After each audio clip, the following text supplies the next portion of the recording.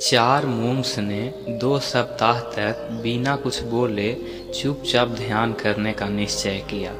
उन्होंने अपने इस अभ्यास के प्रतीक के रूप में एक मोमबत्ती जलाई, जो कि उन्हें हर वक्त यह याद दिलाती रहे कि उन्हें बिना कुछ बोले बस ध्यान करना है। इसके बाद उन मॉन्क्स ने ध्यान करना शुरू किया। पहले दिन की रात होते होते मोमबत्तियां टिमटिमाई और बुझ गई। यह देखते ही पहले मॉन्क ने कहा, अरे नहीं, यह मोमबत्ती तो बुझ गई। दूसरे मॉन्क ने कहा, हमें बात नहीं करनी चाहिए, हमने कुछ भी ना बोलने की कसम खाई थी। तीसरे मॉन्क ने कहा, तुम दोनों को बोलने की क्या जरूरत थी। चौथा मॉन्क हंसा और बोला, हा हा हा, मैं अकेला हूँ जिसने बात नहीं की। दोस्तों, उन सभी के बोलने के अपने अलग अलग कारण थे, लेकिन चारों में से प्रत्येक ने बिना कुछ सोचे तुरंत ही अपने विचार रख दिए। उनमें से किसी ने भी स्थिति को सुधारने का प्रयास नहीं किया। उसी आश्रम में उन चारों के अलावा एक बूढ़ा बुद्धिमान मॉन्क भी था। वह बिना कुछ बोले और उनकी तरफ ध्यान दिए बिना ही चुपचाप ध्यान करता रहा।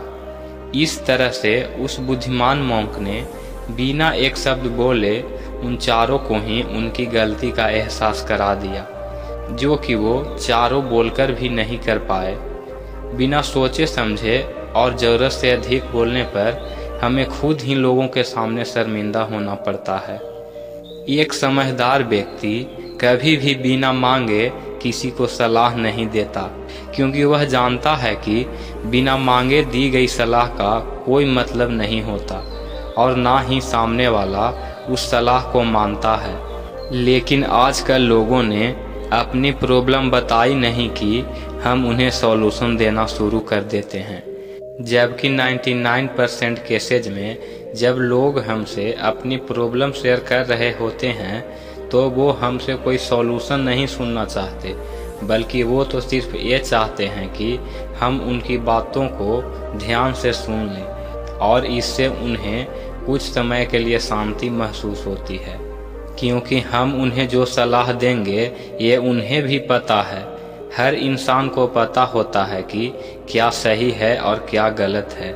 इसलिए जब अगली बार हमसे कोई अपनी प्रॉब्लम शेयर करे तो हम बस उनकी बातों को ध्यान से सुन लें, उसे सलाह देना ना शुरू कर दें जब तक कि उसने मांगी ना हो, क्योंकि सामने वाला इंसान बस हमसे इतना ही चाहता है कि हम उसकी बातों को ध्यान से सुन लें और समझें। ये बात तो आप लोगों ने भी सुनी होगी, हम जितना कम बोलते हैं उतने ही समझदार होते जाते हैं, और इसका उल्टा भी उतना ही सही है। जो जितना बुद्धिमान होगा वह उतना ही कम बोलेगा।